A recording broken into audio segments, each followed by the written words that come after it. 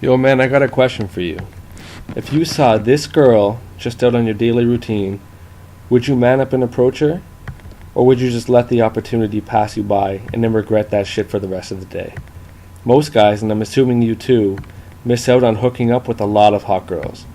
Because I'll tell you something. It's natural for us to get nervous and freeze up. That shit is hardwired into our DNA. It's sort of like a defense mechanism. Remember, we've evolved from times where hitting on the wrong girl could literally get you killed.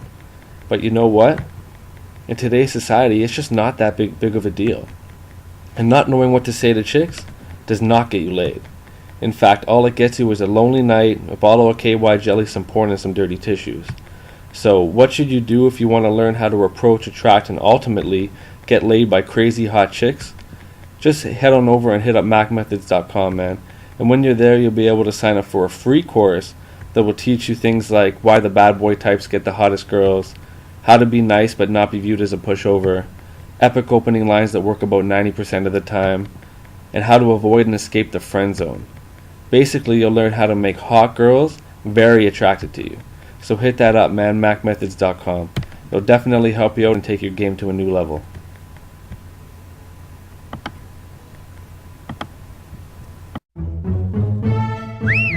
Ew.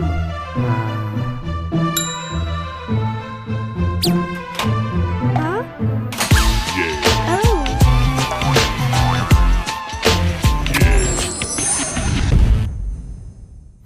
Hey, welcome to the men's room. I'm your host, Mark Sparks. Today's topic, we're looking at natural game, framing sets, and all the technical stuff that goes with that. Today's guest, Cajun. What's up, buddy? Chillin', my man. What's up? Not too much, man. Just keeping it real. Yeah, well, that's what I like to hear. So you've been jet setting for the last little while, man. Yeah, I've been all over the place. I was just coming from Montreal. I was in Vancouver, and then down in the States a little bit too. So yeah, You're just doing this, right? it's my job. Give me the down low on the Cajun spice. I got into this stuff about 2 years ago. I had just come out of a long relationship, and so what happened was I was at a buddy's house of mine, and I saw this book on the couch. It looked like a Bible, and I was like, what is that, man? And he said, oh, it's this book called The Game. It's about this writer from Rolling Stone magazine who kind of infiltrates this whole community of pickup artists and learns how to like pick up women and ends up, picking up Britney Spears. So I picked it up and I read a few pages and I was like, wow, this is really interesting. I never heard about this before.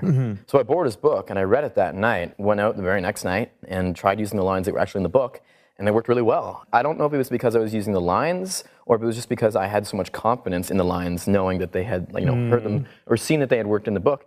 And that was my first taste, and I just kind of never stopped since then. I just started pushing myself more and more and more. It's all gradual, You start off small. Getting a girl's number is or even getting attraction is like a huge step, and then it keeps going until all of a sudden it's like getting a threesome is like your next step, or whatever your goal is. It just take some time, gotta practice.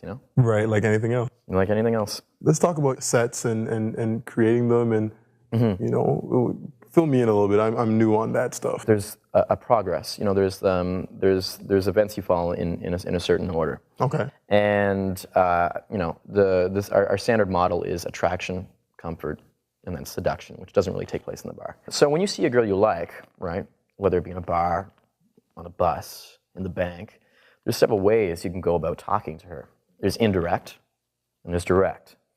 Indirect is where you're not really letting her on that you're attracted to her. It's sort of an excuse to talk to her that doesn't sort of show your hand. It doesn't let her know that you are trying to pick her up. Right. And then there's direct, which is the exact opposite, where you're letting her know right away that your intentions. It's like you just say it right off the bat. Different styles work in different situations.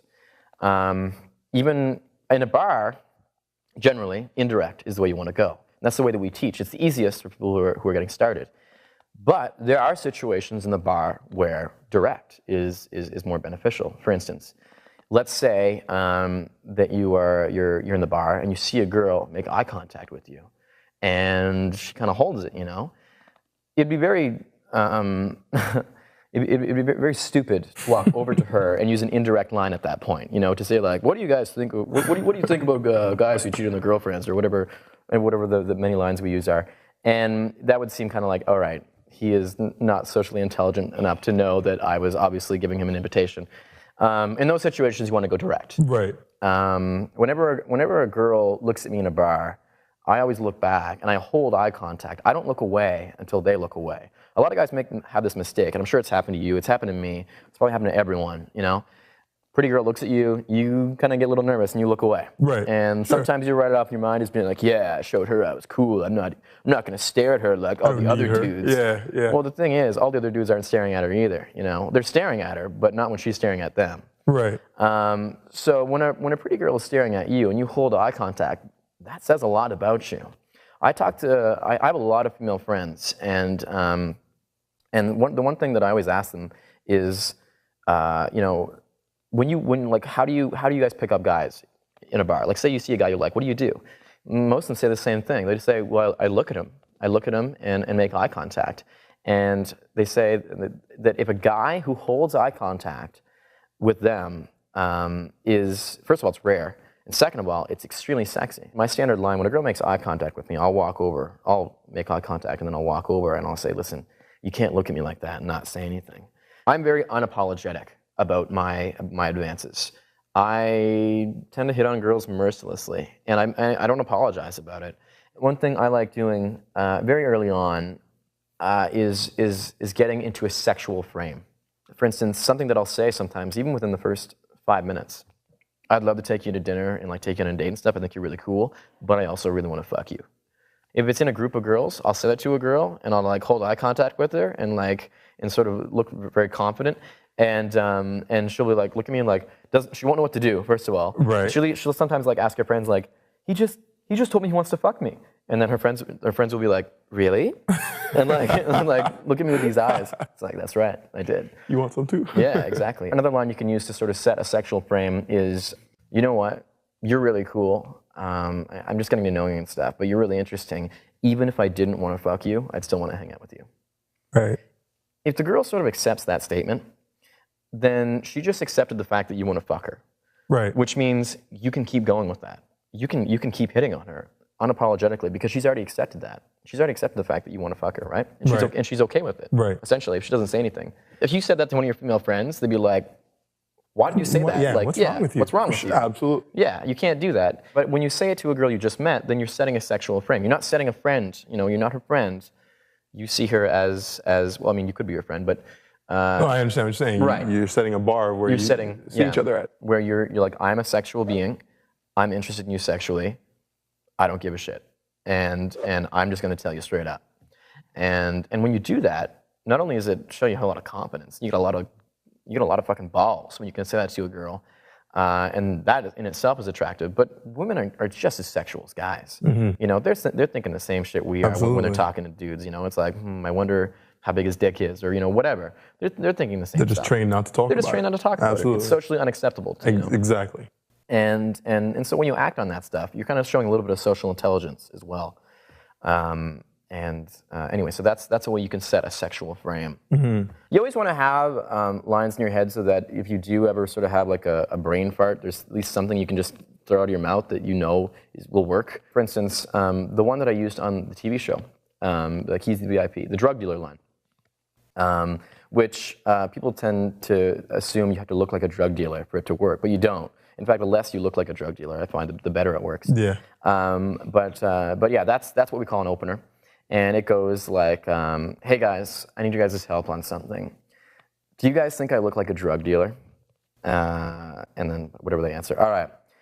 I've been in the bar for like an hour and a half, and so far 3 different girls who came up to me and been like, hey, do you have any weed? And as soon as I say no, they're all like, okay, never mind. And they get all pissed off. So I'm thinking maybe I look like a drug dealer. What do you guys think? You guys think I look like a drug dealer? And then, you know, they'll give me their opinion. And then I'll say, all right, my real question is this. Do guys ever come up to you and want something? And when they realize they can't get it, they get pissed off. And then girls will always be like, yes. And I'll say, I know, it's like your life story, right? All right, I know totally how you feel. We're like best friends now. Here, give me a high five. And then, so that's the opener. After you do an opener, you always want to transition, right? Openers are good to talk about for like 30 seconds to a minute, depending on how long they are. Right. But they suck as you know, 5-minute conversations, right? So you have to do something what we call a transition. A transition is just to get you into a regular sort of thread of conversation. The best transition that I can give you is just, hey, so how do you guys know each other? What are you guys, like best friends or something? Yeah, I can tell. You guys make the exact same phrase expressions when you talk. See, you just did it right there. And usually they'll look at each other when you say that. Right. See, like right there. And then they'll be like, ah! But after that, you want to go into what we call interactive value demonstrations. Is a technical way of Interactive value demonstrations. yeah, basically you're gonna show them that you're like a cool, interesting guy by some little games you can play. For instance, if you look at your index finger and your ring finger, Yeah, your we're gonna ring do this. finger is longer than your index finger. It means you have more testosterone. And just the opposite, if your index finger is longer than your ring finger, it means you have more estrogen. Most guys tend to have a longer ring finger. Yeah, so your ring finger is they're kind of close though. Yeah, You may be in tune with your female side. But essentially, you can play these little games with girls, and say like, hey, give me your hands, guys, let me see this. And then if they all have, let's say they all have, a longer ring finger, you're like, what are you guys, like the women's basketball team or something? What's going on here? Or, Right. if they have the all shorter ring finger. fingers, you'd be like, what am I, on The View or something? What's going on? Right. And just, you want to tease them a little bit. Basically be a guy that is fun to talk to, and is interesting and can keep the conversation going and making it fun. And then from there, I mean, you're in comfort. Comfort's all about building commonalities, building a connection. Establishing rapport and getting to know the real yous. The real each other's. That's how you get a girl to answer her phone when you call her. Too many guys get a number, they don't go into comfort. And they're gone. And they're a lot of the time, sometimes they'll answer. I mean, if you're a good-looking guy, or maybe you went really sexual. Actually, if you go really sexual in a bar, that's usually a mistake, because what happens is they'll get something called buyer's remorse.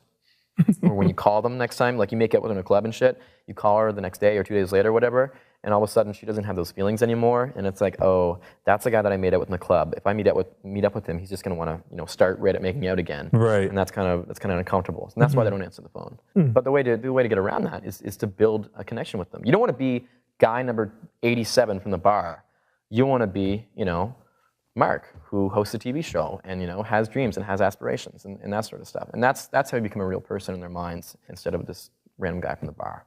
Natural game. What's that about? Natural game is something I've been focusing on more. I used to be very into routines, and when you do routines long enough, you start realizing that it's not the routines that are attracting the women. It's sort of the underlying beliefs you have about those routines.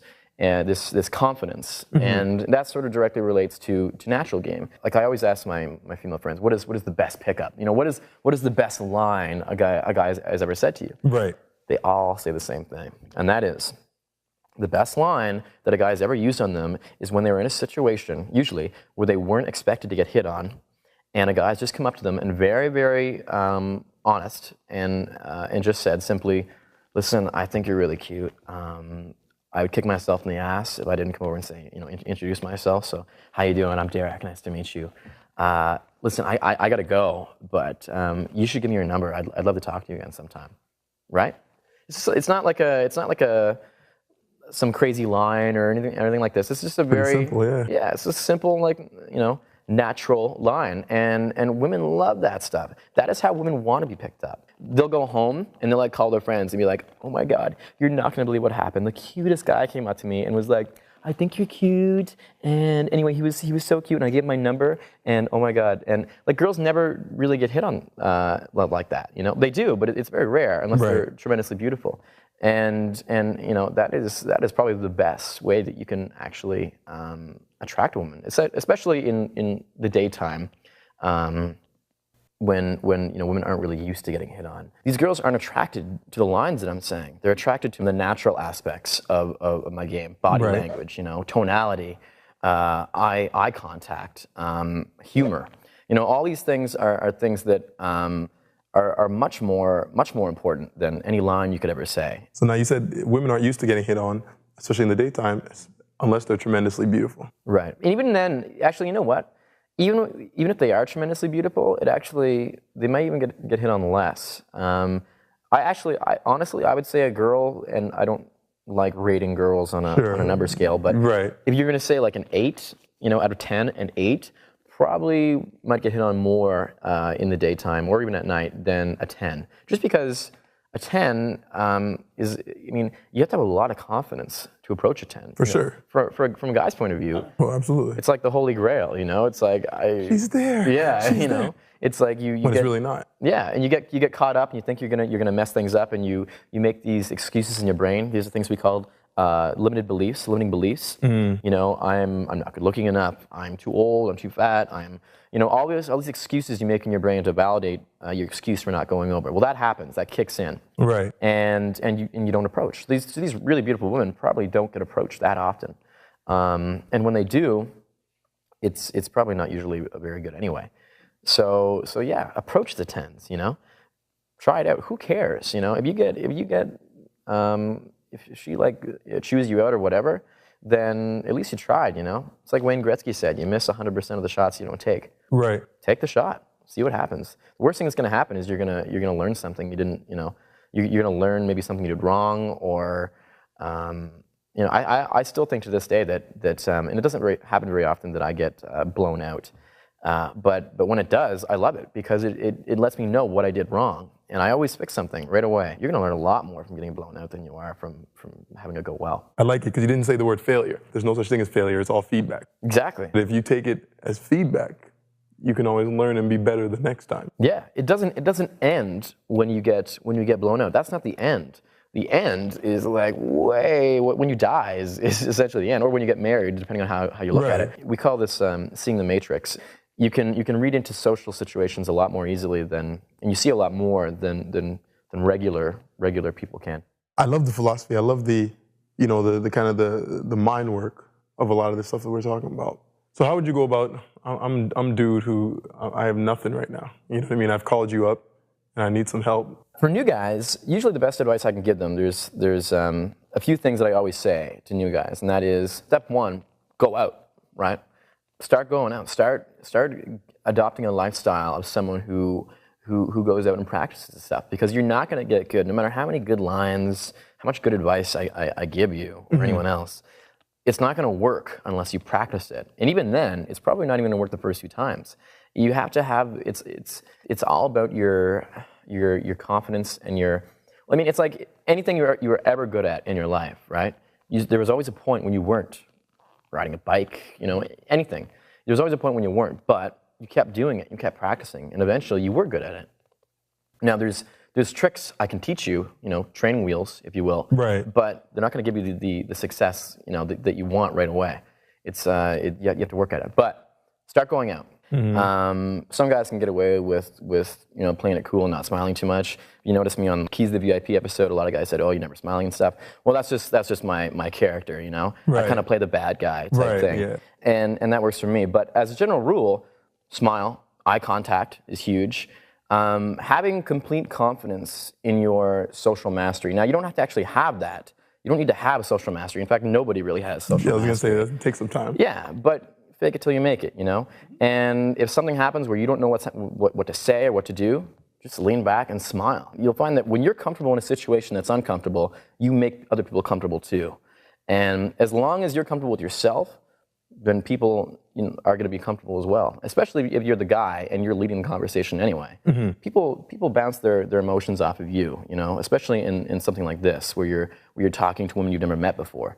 If you go in, you can have the best line in the world, but if you say it and you're uncomfortable when you say it, then you're going to make them uncomfortable. It's like you could have the funniest joke in the world, right? You have like the best joke, but if you don't believe that it's funny when you tell it, then it's not. And likewise, you can have the stupidest joke in the world, but if you really think it's hilarious, there's a good chance other people will too.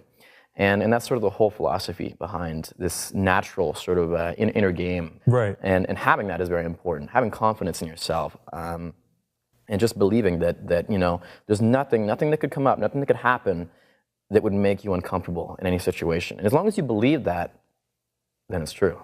I read a lot of stuff like quantum physics, philosophy, and one of the things that and actually I started teaching this in my seminars about quantum physics, is that we used to think that reality, right, exists outside of our consciousness. If you imagine two concentric circles, there's like our consciousness, then outside of that there's reality, right? But what they're finding with quantum physics is that it's the other way around, right? a reality exists inside of our consciousness, right? So essentially, we kind of control our reality.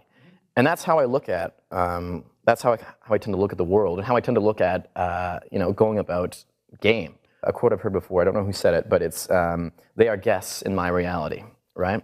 And I like that. treat them as such, Yeah. right? If they are being, if they're giving you a hassle, they're giving you shit or whatever, then I'm sorry, you don't take that. It's your reality, take control of it. And when you do make that conscious decision to take control of your reality, then you'll find that things start becoming a lot better, and they start a lot more things start coming your way, and that's sort of where my inner confidence comes from.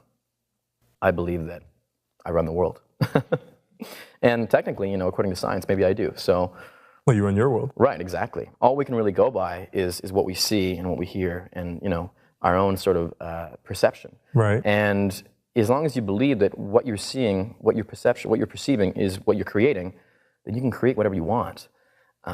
It's just all a matter of believing it. I think that's where this becomes something bigger than just picking up women. But this becomes being a better person. It becomes taking control of your life. My man, thanks for coming on the show. Nice being here. Let's focus on 5 important points that Cajun gave us today. Point number 1, girls are attracted to the personality behind the lines, not the lines themselves. It doesn't really matter what you say, as long as you deliver with confidence and conviction. Focus on your body language, your voice tone, and use humor. It'll go a long way in helping your game. Point 2, when approaching, remember to smile and hold eye contact.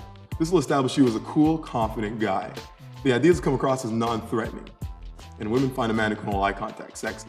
Point 3, our emotions are what engage us as humans. Be upfront with yours and let her know how you really feel. She's not gonna know that you like her unless you let her know you do. Point 4, go out and approach in the day. Day game is important because women aren't used to getting hit on, and they'll be more receptive to your approach. Don't be afraid to hit on those 10s. Sure, you may get blown out, but you'll learn something and you'll be better for it.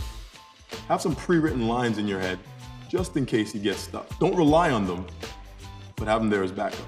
Point 5, in the end, women, like us, are looking for a meaningful connection. So believe in yourself and your approach. Feel free to fake it till you make it, and you'll be seeing the Matrix in no time. Remember, there's no such thing as failure, only opportunities to learn. And in life, class is always in session. I'm your host, Mark Sparks. See you in the men's room.